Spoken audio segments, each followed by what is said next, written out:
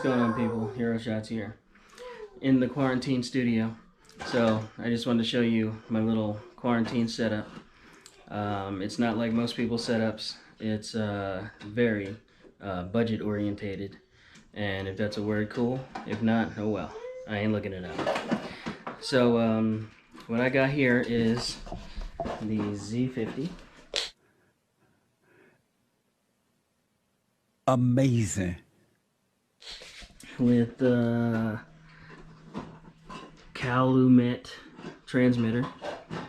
It is for Nikon bodies. It's got the little pins on it, but I don't have a flash that does TTL, so it don't even matter.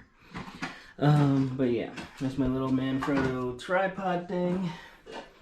And now we've got the Glow 34-inch beauty dish. Silver on the inside, double diffused with the reflective plate inside, all that stuff. Now I got the Visico 300 watt strobe. And this is like probably $100 you can find it for, maybe.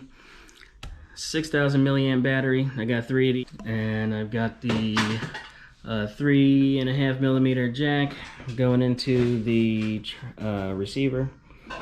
So these two talk, and it's great. Got a regular old Amazon stand that if the wind blows just a little bit, or if the air condition comes on, this thing might blow over. That's how great this thing is. And we got my little backdrop set up here. Now my dumbass saw a roll of 26-inch by what was it, 36 yards, something like that, on B&H for $6. 26-inch. All right, think about that. Anybody that's hearing that right now is going to say you're an idiot, because that's not the right size to buy. I needed to buy at least a 52-inch or 56-inch, whatever the regular size is. But I saw a big ass roll for $6, so I bought a bunch of them, not realizing that I need to double them.